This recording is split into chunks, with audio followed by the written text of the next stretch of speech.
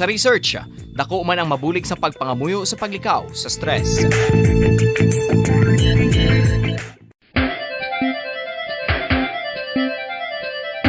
Ang talaba. Sino bala ang hindi maganahan magkaon sang talaba? Magluwas sa manamit sini nga sabor, ang talaba ang nagaunod man sa calories, protein, fat, vitamin D, thiamine, niacin, vitamin B12, iron, magnesium, phosphorus, zinc, copper, manganese kag selenium.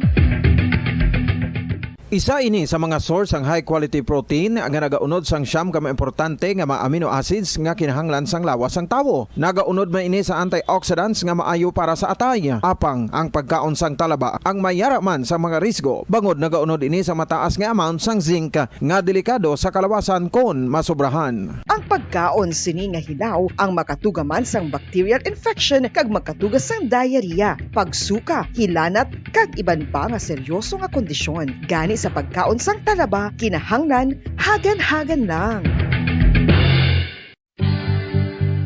Oral disease, nagapadayon nga seryoso nga public health problem sa Pilipinas. Ang prevalence sang dental caries sa mga permanent teeth ang nagapabilin nga mataas sa 90% throughout the years. About 92.4% sa mga Filipinos ang may tooth decay, kag 78% ang may gum disease o kon periodontal diseases, santo sa report nagikan sa DOH. Bisan pa nga ini ang preventable o kung matapna, ini nga balatian ang nagapekto sa halos kada Filipino at one point or another sa iya nga pagpangabuhi. Ang pagpractice sang good oral kag dental hygiene kaangay sa paghalong kag pagtatap mo sa imo kaugalingon. Nagatap na ini sang bad breath, tooth decay, gum disease, resulta ang healthy nga baba. Ang healthy nga baba ukon mouth maayo nga indicator nga maayo man ang imo lawas. Gani halungan gid ang aton nga dental health. San o ikaw ulihi nga nag-ilis ang sponge nga ginagamit mo sa paghugas sa mga kitchen utensils? Ang kitchen sponge mga kabombo, ang mas mahigko pa sa toilet. In fact, ginpahayag sang microbiologists nga ang mga butang nga ginagamit naton sa pagtilo sa mga dishes ang pinakahigko nga bagay sa balay. Sa isa ka pagtuon nga na-publish sa journal nga Scientific Reports, ang spongy bacterial colonies ang mas delikado sa aton ikaayong lawas. Bangod sini, ginarekomendar sa mga researchers nga dapat islan ang sponge kada simana. Ang kitchen ang lugar sa aton balay kung sa diin nagasugod ang mga new bacteria. Bangod sa human traffic kag food preparation. Bangod ang sponge ang masami nga warm, mabasa kag matrace ang old food. Ini ang ideal nga breeding ground para sa bacteria. Suno sa pagtuon, maayong idea nga tinluan ang sponge kada tapos gamit. Apang ginasuggest sa mga researchers nga regular nga islan ang kitchen sponge. Ang kitchen ang lugar sa aton balay kung sa diin nagasugod ang mga new bacteria. Bangod sa human traffic kag food preparation. Bangod ang sponge ang masami nga warm, mabasa, kag may trace ang old food. Ini ang ideal nga breeding ground sa para sa bacteria. Suno sa pagtuon, maayo nga idea nga tinluan ang sponge kada tapos gamit, apang ginasuggest sa mga researchers nga regular nga islan ang kitchen sponge.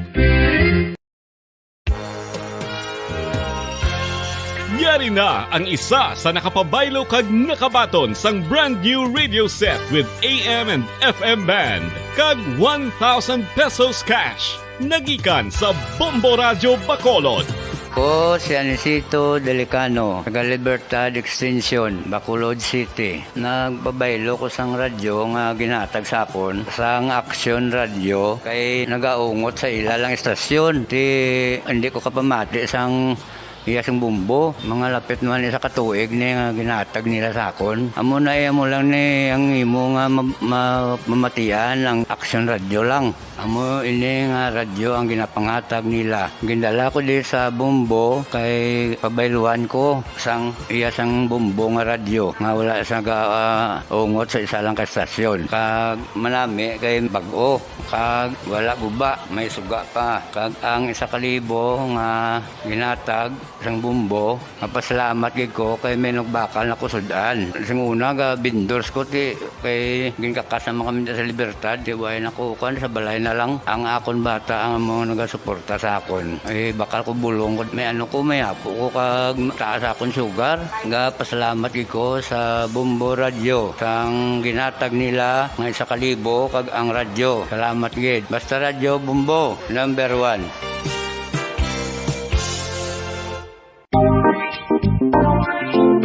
Mga kabombo, nakahibalo-bala ka mo. Naghampak na sa 3 million ang natapikan sang COVID-19 sa Pilipinas. Mataas sa gihapon ang active cases sa bugos nga pungsod. Kag 50 mil na ang mga nagtaliwan bangod sa sini nga virus. Hindi magkumpiyansa. Depensahi ang kaugalingon kag ang imo mahal sa kabuhi. Magpabakuna na batok sa COVID-19. Pahanumdom nagikan sa Bombo Radyo Bacolod. Basta Radyo Bombo! Mga kabombo, madamo gid ang pagkaon apang ano bala. Ang dapat himuon kung may matabo sang suspected foodborne illnesses. Kung may matabo nga suspected foodborne illnesses, dapat i-preserve ang mga ebidensya. Kung may bahin sang suspected food nga nabilin, taguon ini. Putson sang maayo kag ibutang sa freezer. Magpabulong sa gilayon. Kung ang sintomas nagapadayon o kung nagalala, gilayon nga magkadto sa doktor agod magpakonsulta. Hindi man magkalipat nga i-report ang insidente sa local health department. Mga pamaagi para mangin matinlo kag safe ang aton mga pagkaon. Ipabilin nga matinlo ang palibot. Isiparar ang hilaw sa naluto ng mga pagkaon. Lutuon sang maayo ang mga pagkaon nga dapat lutuon. Taguon ang mga pagkaon sa safe nga temperature. Depende sa kinahanglan sang klase sang pagkaon. Maggamit sang safe nga tubig kag raw materials.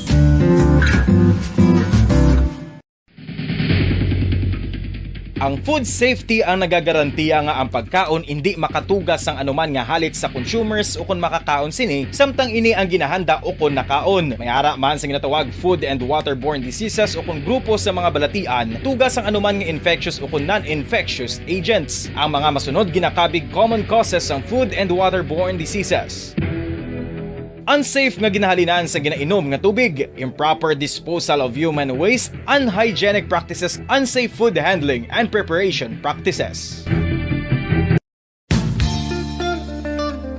Isa ka bala sa may hinuptanan nga ido, mangin responsable nga dog owner. Bilang nagapanag-iyas ang ido, siguraduhon nga ang mga ini ang regular nga nabakunahan batok sa rabies. Ipaidalom ini sa mandatory registration. Siguraduhon nga hindi ini manginlayaw o kon magsigilagaw o kon libot sa mga kalye o kon sa anuman nga mga public places. Imo man responsibilidad nga mapag-groom ang mga ini, matagaan sa bastante nga pagkaon kag shelter. Responsibilidad mo bilang pet owner.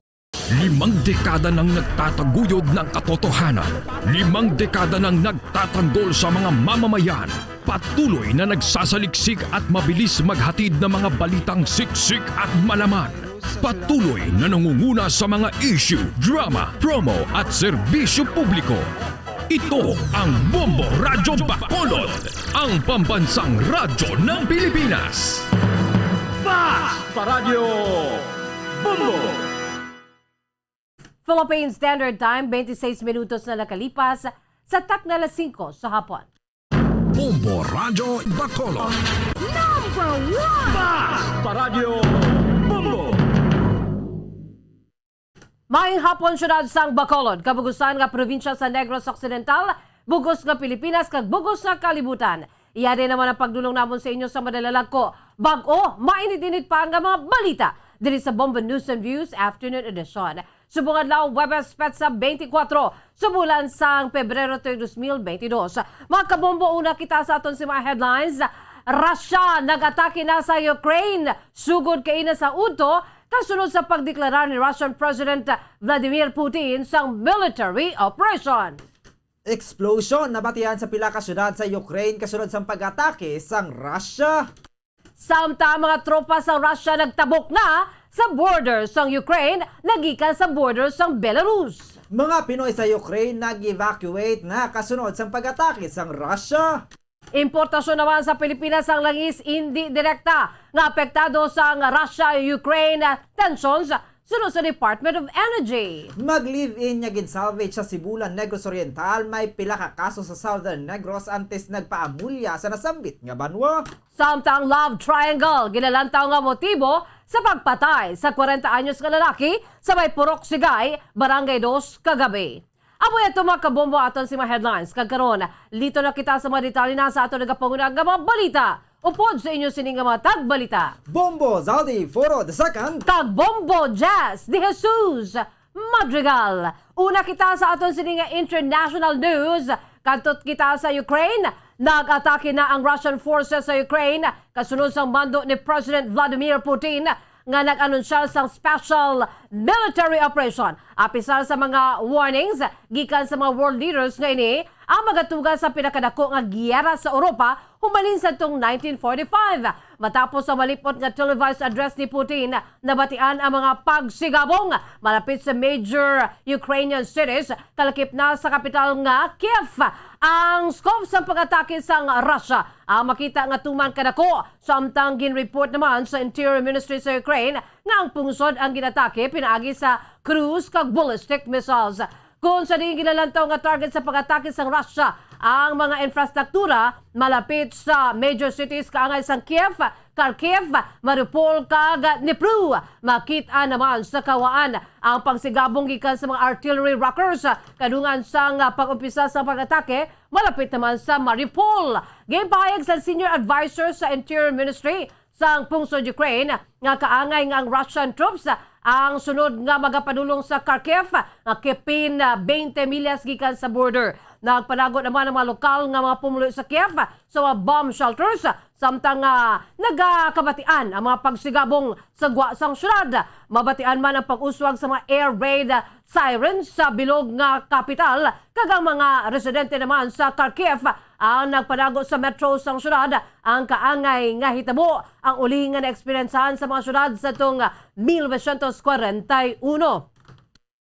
Sunod naman sa kay Ukrainian Foreign Minister Dmytro Kuleba, ginlunsan na ni Presidente Putin ang sabayan sang full-scale invasion sa Ukraine kung saan ang malinong Ukrainian cities ayara sa karon sa idalom sang pagpamomba. Payag pa sini nga ang Ukraine ang mga depensa sa ilang nga kaugalingon kag magadaog.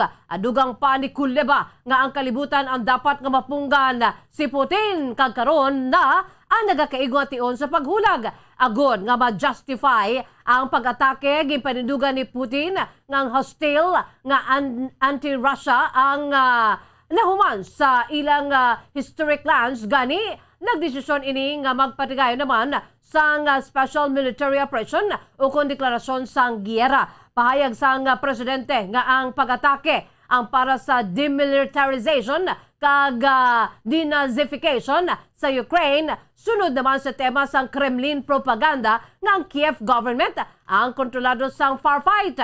Agdugang pa kung sabayan sang far right. Agdugang pa sini nga wala sila sa tinutuyo nga okupahon ang Ukraine. Paandam naman ni Presidente Putin sa mga luyag nga magpailabot gikan sa gwa nga ama ini ang magapangatubang sang konsekwensya nga wala pa sang mga ini na eksperyensyahan.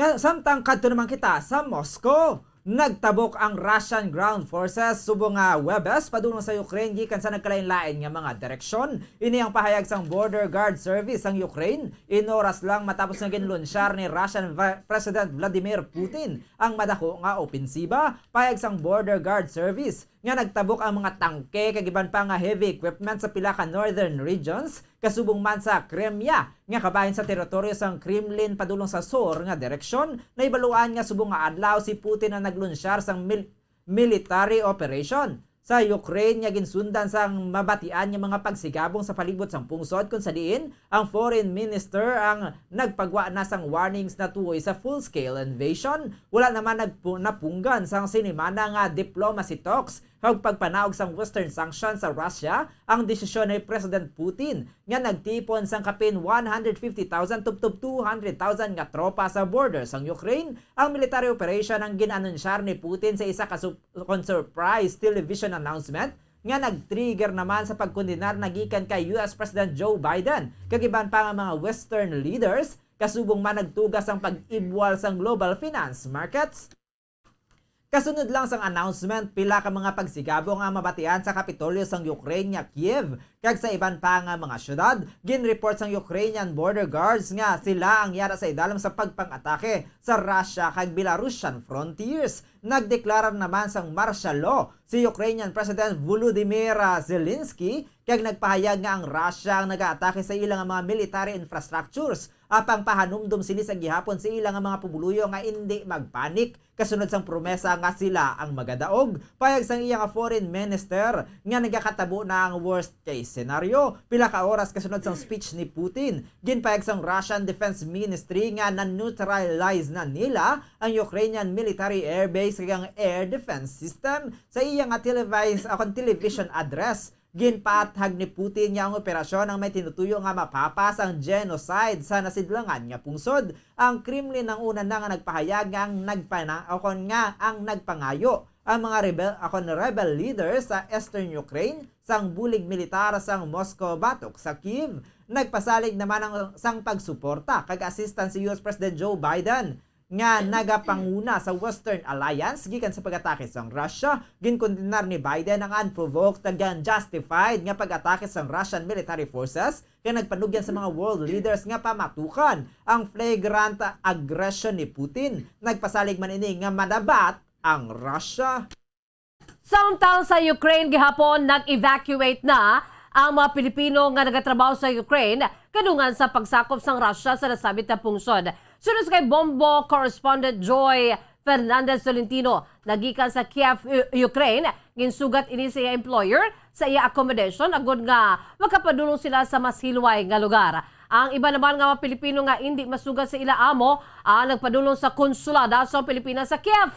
Sunod sa kay Tolentino, mabatian na nila ang linupok malapit sa airport sang syudad. Hindi man sunod-sunod ang linupok sunod sa OFW, apang dalagko ini kag tag 20 minutos ang antad. Nag-aviso man ang ila sini agency nga mag-evacuate na sa mas madali nga panahon. Sunod sa Pinay, magaupod ini sa iya employers kung sa din sila nga magakadto. Ay iba naman nga mga Pilipino ang nagpadulong na sa Lviv, ngayara na sa border sa Ukraine kag Poland. Wala naman nahimutig ni Tolentino nga nakulbaan ini sa sitwasyon bangod ginlusob na sa Russian forces ang pila ka syudad sa Ukraine.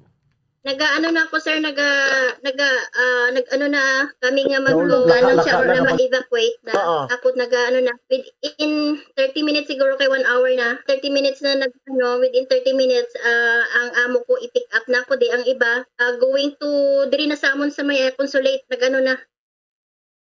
Ang kabahin sa pagpanaysayo ni Bombo correspondent Joy Fernandez Tolentino nagikan sa Kiev, Ukraine. Ginatag sa Department of Energy nga hindi direkta nga apektado sa Russian invasion sa Ukraine ang gina-import nga langis ang Pilipinas. Sinibig sa Bombo Radio Bacolod kay Rodela Romero, Assistant Director sa DOE Oil Management Bureau, net importer ang Pilipinas sang finished petroleum products o crude nga ginaproseso pa sa refinery apang wala naga-import ang pungsod sang fuel nagikan sa Russia kag Ukraine kundi sa Middle East. Suno kay Romero, ang mga pungsod niya ginakuhaan sa Pilipinas ang finished petroleum products kaangay sang China, Japan kag South Korea ang naga-import sang langis sa Russia kag Ukraine gani hindi direkta nga apektado sang Russian invasion ang pungsod. Suno sa Oil Management Bureau, padayon ang pagsaka sa presyo sang gatong kada semana bungod may deficit ang supply sa bilog nga Pilipinas sa pagsugod sang year 2022. Suno kay Romero, 1.89 million barrels per day ang kulang sa supply kung ikumparar sa demand bangod nagbalik na ang mobility sang tawo nagikan sa pre-pandemic years. Magluwas diri nagsunod-sunod man ang supply disruption sang Ecuador, Libya kag Kazakhstan kag may underproduction sa mga miyembro sa Organization of the Petroleum Exporting Countries o kon OPEC. Sa karon suno kay Romero, nabudlayan ang OPEC nga ibalik ang gindula nga 400,000 barrels per day antes ang underproduction bangod gin-trade ang gina-trade ang oil. Suno kay Romero, tuman ka volatile ang presyo sa ni kag apektado sang pila ka mga factors kung sa diin nagasaka ang presyo bisan huring-huring pa lang nga mayara sang Russian invasion sa Ukraine. Fortunately naman po, hindi tayo nag-i-import sa Russia. Yung crude po natin galing sa Middle East, hindi in Russia. Pero yung yung mga kinukuhanan po natin ng finished petroleum products like gasoline, diesel, and kerosene, sila po yung kumukuha sa Russia. So indirectly, may exposure po tayo dahil kumukuha po tayo ng gasoline, diesel, and kerosene sa China, sa Japan, at saka sa South Korea. So ganun po ang exposure natin, hindi direct. Ang kabayan sa pagpahayag ni Rodela Romero, Assistant Director sa DOE Oil Management Bureau. Samtang may previous nga mga kaso, ang live-in partners nga ginsalvage sa sitio Ata-Ata, Barangay San Antonio, Sibulan, Negros Oriental, sa Pebrero 20, kagkahapon lamang nakilala nga mga residente sa probinsya sa Negros Occidental. Ang mga biktima ang gikilala ang abusan ay Jennifer Garzola, 27 anyos, residente sang Purok Tuway, Barangay Canmoros sa Banwasang Binalbagan, kag Roby Batalya, 31 anyos, residente sa Hacienda Galiera, Barangay Nanunga, Hinigaran, Negros Occidental.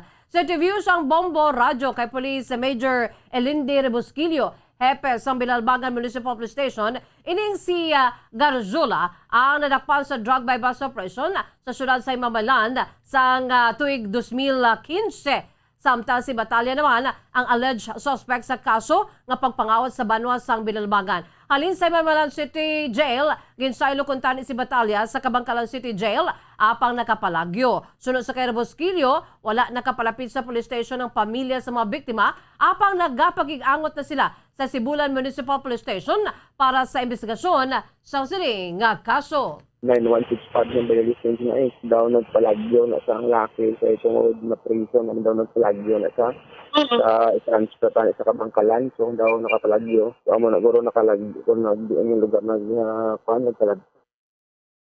Ang kabahin naman sa pagpaag ni Police Major Elindi Rebusquillo, hepe sang Binalbagan Municipal Police Station.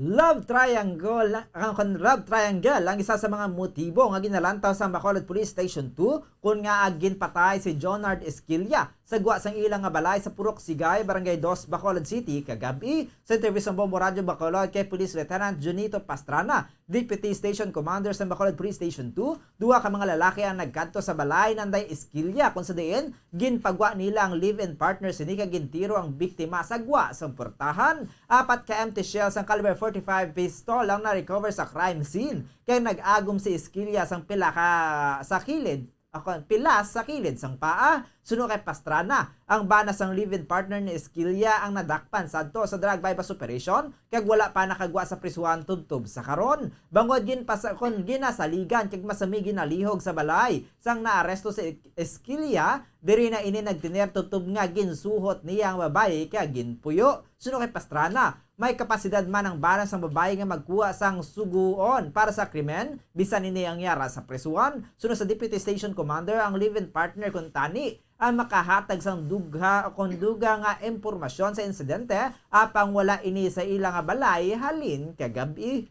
Love Triangle. Tingnan nga ang ining biktima, ang ginaupod niya sining partner. Amo man ang ginaupod dati sang drug personality nga nadakpan last September. Yes. Tapos ang background sining biktima, although nga kagi ni sa dakpok sa illegal gambling, kag sa pagpangawat man sang una, pero dugay na to. Ang kabayan sa pagpahayag ni Police Lieutenant Junito Pastrana, Deputy Station Commander sa Bacolod Police Station 2. Samtang gina-endorso naman sa Bacolod City Emergency Operations Center o AOC ang pagbalik sang face-to-face classes sa syudad sang Bacolod. Sa interview sang Bombo Radyo Bacolod kay Emang, ang Executive Director sa wala pa nakasulat ang Department of Education Division of Bacolod City sang request sa pagpaligyan sa limited face-to-face classes apang nag-inform na ang DepEd verbally sa ila. Bukod nga ginatinuan sa maini ang mga eskulahan, naging gamit nga isolation facilities ang COVID-19. Suno sa kay ang may 3 ka pribadong eskulahan ang nagsulat si EOC nga mapatigayon ang maini sang limited face-to-face classes. Sunod diri bukas ang EOC sa pang-endorso sa limited face-to-face classes sa mga pampubliko nga eskwelahan. Gina-require man sa DepEd nga magkuha sang approval nagikan sa local government unit antes sa maini matagan sang approval sa pagpanigan sa limited face-to-face classes. Wala pa kasulat ang DepEd sa syudad sa Bacolod, bangod mahimo nga nagahulat pa ang maini sang direktiba nagikan naman sa Central Office. Ang DepEd wala pa nakasulat sa amon, sa schools pa lang. But although verbally, inform kami about DepEd because ginakiluan namon, gina-clear ang mga schools bala na ginagamit sa isolation facility. We will allow it, we will endorse it favorably ang request nila for limited face-to-face, may limit ang number of students per classroom. Ang kabay sa pagpag ni Bacolod City Emergency Operations Center Executive Director M. Ang. Nakahanda ng mga manunudlo sa Western Visayas na magserbe bilang Board of Election Inspector akong BEI sa tiyon sang national kag local elections sa May 2022. Sunod kay Department of Education akong DepEd Assistant Regional Director sa Region 6 nga si Pedro Escobarte Jr. Nakahanda ang mga manunudlo nga magserbe bilang BEI sa palaabuton nga pinili ay matapos nga nakapatigayon na sang training and partnership sang COMELEC. Nagtukod man ang DepEd sang task force sagod niya mag-monitor kay mag-assist sa kinahanglanon sa mga manunudlo nga nagaserbe bilang BEI. Ginpasiguro man ni Escobarte Jr. ang seguridad sa mga manunudlo. Sa probinsya sa Negros Occidental, mayaras ang kabugusan nga 9,000 kay mga manunudlo nga magaserbe sa nga BEI sa palaabuton nga eleksyon. Lunsay naman mga bakunado ang mga BEIs. Naibaluan niya ang Department of Education akong DepEd Supervising Officer ang masaming mga school principal nga gina-assign sa polling precinct. Ang mga manunudlo nga magaserbe bilang BEI sa makabaton sang honorarium kag allowances. Ang BEI chairman ang makakuha sang 7,000 pesos nga honorarium. Ang miyembro makabaton sang 6,000 pesos samtang ang DepEd Supervising Officer ang hatagan sang 5,000 pesos. Ginalaki pa ng iba niya mga allowances ang travel, communication kag anti-COVID allowances. Ready naman sila because it's in partnership with COMELEC. Nagkakandak ng training, as every election may preparation, COMELEC and DepEd, magano dyan. Then tayo naman sa DepEd, nag-establish tayo ng mga task force from the regional level to the division level para ma-help, monitor natin yung mga teachers natin na nagsiserve, and we can also provide assistance or legal assistance to our teachers.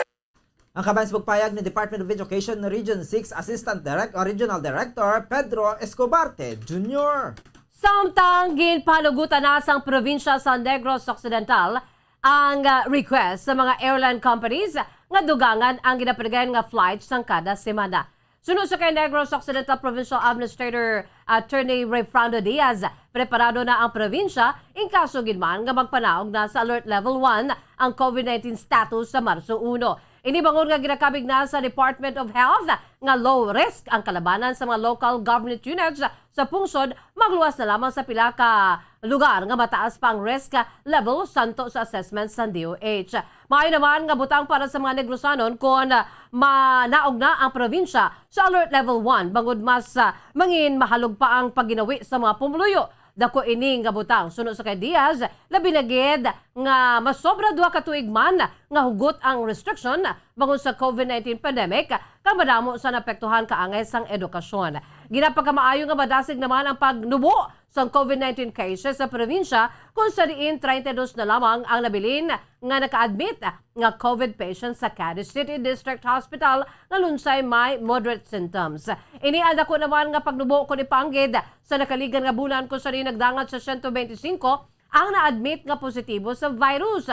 Ang aktibo nga kaso sa COVID-19 sa Negros Occidental kahapon ayala na lamang sa 510 o kon 534. Kung ipanggid sa nakaligan na semana nga nagagdangat sa 3,000 sa piyakabahin. Ginaprubahan na ang hinyo sa mga airline companies nga dugangan ng ilang nga mga flights apang ini ang may sabahin sang by principle palgid lamang. Sunod sa kay Attorney Diaz, ulato na lamang ang pagpagwa sang panibago nga executive order ni Governor Eugenio Jose Bong Lacson agud nga maimplementar na ang pagdugang sang biyahe. Ang Philippine Airlines ang nibaluan nga nagahinyo sang 3 ka flight sa isa ka semana sa flight nga Manila-Bacolod kag 3 ka flight sa Cebu-Bacolod samtang ang Cebu Pacific naman ang nagaduso sa 3 ka flight sa kada semana sa Manila-Bacolod samtang 4 naman ka flights sa Cebu-Bacolod.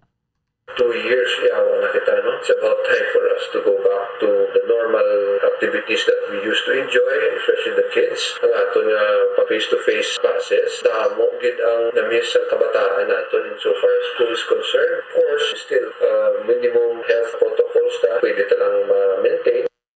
Ang kamay sa pagpag ni Negros Occidental Provincial Administrator Attorney Rayfrando Diaz. 311 na sa 601 ka mga barangay sa Negros Occidental ang drug cleared matapos ang dugangan sa 10 ka mga barangay ang na-clear sa illegal nga droga sa latest nga deliberasyon sa Regional Oversight Committee sa on Barangay Drug Clearing sa Pebrero. Jess, sa interview sa Bombo Radio Bacolod kay Philippine Drug Enforcement Agency o PDEA Region 6, spokesperson Maria Graziela Tanalyon sa Region 6 sa DC6 ka mga bag-o nga barangay ang gindeklarar nga drug cleared sa Capiz, Iloilo kag Negros Occidental samtang 38 naman sa ka mga barangay nagikan sa Antique, Iloilo kag Capiz ang na-retain ng ilang status. Ang napulo ka mga barangay sa Negros sa ginalakipan sa Barangay Kaliling kag Barangay Isyo sa Kawayan, Castellano, Limerick kag Tilim sa Calatrava, Barangay Madalag sa Ibi Magalona, Barangay Kulipapa sa Hinubaan, Barangay 5 Poblasyon kag Riverside sa Isabela kag Barangay Dam Site sa Murcia. Ang regional body ang ginalakipan sa PDEA bilang chair kay mga representatives nagikan sa Philippine National Police o PNP, Department of Interior and Local Government o DILG kag Department of Health o DOH bilang mga miyembro. Suno kay Tanalyon kung may bag-o nga ma-record nga drug personality sa isa ka barangay nga una na nga gindeklarar nga drug cleared. Hindi gilayon nga i-revoke ang ilang status. Suno sa iya, iniiga verify pa sang intelligence units ng PDEA. Suno sa iya, focus nila sa karon amo makabalik sa sosyudad ang mga drug personalities kay makapanugod sang bag-o nga kabuhi. Ang last naton nga Regional Oversight Committee deliberation gin-conduct naton sang February 10, 2022 tapos may ara kita nga bag-o nga mga barangay nga na-declare nga drug cleared, no? May ara kita 16 ka barangay and then may 38 kita nga mga previously declared naman nga barangay na retain nila successfully ang ilang nga drug cleared status. Ang kaban sa pagpayag ni PDEA Region 6 spokesperson Maria Graziela Tanalyon. Samtang dugang balita pilasyon ng 24 anyos nga lalaki matapos ginbuno samtang nagamaneho sa iyang motorsiklo sa Purukdos, Barangay Talubangi sa syudad sang Kabangkalan diri sa probinsya. Sa informasyon na nakuha sang Bombo Radio, nagamaneho sa iyang motorsiklo ang biktima nga si Ariel Pita, 24 anyos, residente sa nasamit na lugar, sa gipalapitan ini ni Froilan Villaruz, 30 anyos kahinali lamang, nga ginbuno sang makapilagid ka beses. Nakaagom ini sa pila sa nawala nga bahin sa iya tiyan sa kunyara ining si Pita sa hospital para sa nagakaigo nga pagbulong samtang at large naman si Villaruz. Nagapadayon pa ang investigasyon sa kapulisan sa motibo sang krimen.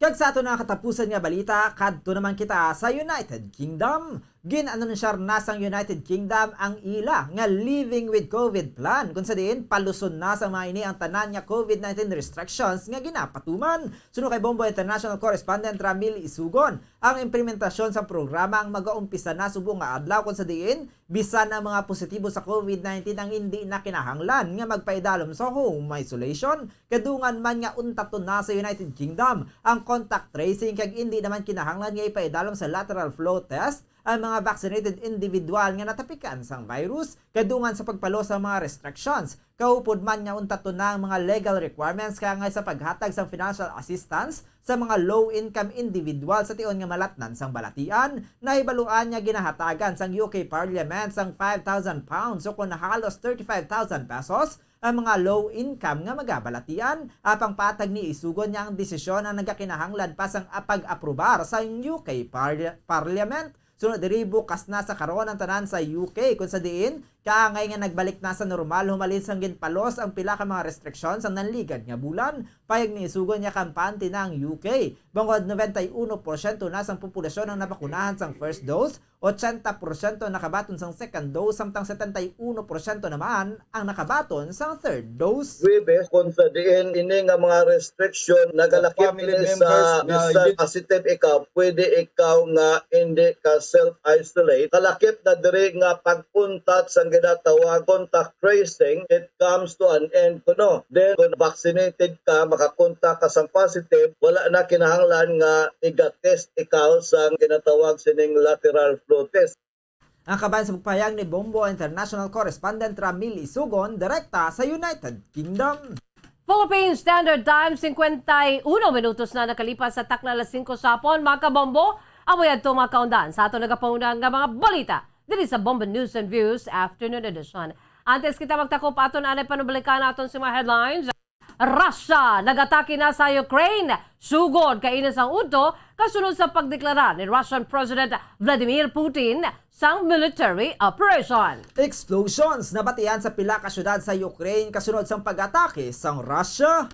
Samtang mga tropa sang Russia nagtabok na sa border sang Ukraine nagikan sa border sang Belarus. Mga Pinoy sa Ukraine nag-evacuate na kasunod sang pag-atake sang Russia. Importasyon naman sa Pilipinas ang langis, hindi direkta nga apektado sang Russia-Ukraine tensions. Sunod naman sa Department of Energy. Mag-live-in nga ginsalvage sa Sibulan, Negros Oriental, may pila ka kaso sa Southern Negros antes nagpaambulya sa nasambit nga banwa. Love triangle? Ginalantaw nga motibo sa pagpatay sa 40 anyos nga lalaki sa Puroksigay, Barangay 2, kagabi. Amoy ito makabombo ang pagdulong namon sa inyo sa madalalag ko. Bag-o, mainit-init pa. Nga mga balita dito sa Bombo News and Views Afternoon Edition. Subong adlaw Webes, petsa 24 sa bulan sa Pebrero 2022. Standby na kamo sa masunod nga programa, ang Bombo Report sa Afternoon Edition. Upo naman sa kay Bombo Dennis Rubica. Kag sa gihapon, ini ang inyong nga mga tagbalita. Bombo Zaldi Foro II. Kag Bombo Jazz de Jesus Madrigal. Para sa pambansang radyo ng Pilipinas, consistent overall, number 1 sa Bacolod, Basta Radyo Bombo! Sabay naman sa aton siningan news analysis, ang ipadala sa aton maukod nga tagpalamati, pagbabasaw ni Bombo Daniel Acciones, ang aton siningan news analysis may tigulo, ginlingaw lang kita. Ginlingaw lang kita sang politika. Wala nato natalupangdan nga kapila na magsaka ang presyo sang gasolina. Sa pagbakal mo sa tiyanggi sang uga, matingala ka lang nga kulang na gali ang imo nga kwarta. Sa mga politiko daw hindi nila ini mabatyagan. Kaya damo na ya sila sang sinuptan. Ang makaluloy ang pobre nga si De La Cruz Juan. Lupo nga pinaksiw ang ginamantiniran. Magamo sini ang sitwasyon nga asod-asod ang pagsaka sang gatong. Ato na lang ekspektaron nga magamahal naman ang mga balaklon. Makaluloy naman ang mga pigado naton nga mga kulturan, kay wala pagani makatibawas sang pandemya nga nagadala sang dako nga kalitan. Ang aton kalbaryo liwat gindugangan, wala nagikita sang luwas nga darangpan, kundi ang magpangamuyo sa mahal nga Dios nga initanan aton malampuasan. Ang ini nga panguna-una pananawan ginpadala ni Leo Siralbo sa Barangay Mansilingan, Bacolod City. Sa mga tagpalamati isang Bombo Radyo Bacolod, pwede man kamo magpadala sang inyo panghuna-huna kag pananawan sa Bombo News and Views Afternoon Edition. Care of DYWB Bombo Radyo Bacolod, CBS Development Corporation Building, Lacson Street, Mandalagan, Bacolod City. O kung pinaagi man sa email address ang Bombo Radyo Bacolod, bombo_bacolod@bomboradyo.info. Bombo Tip sa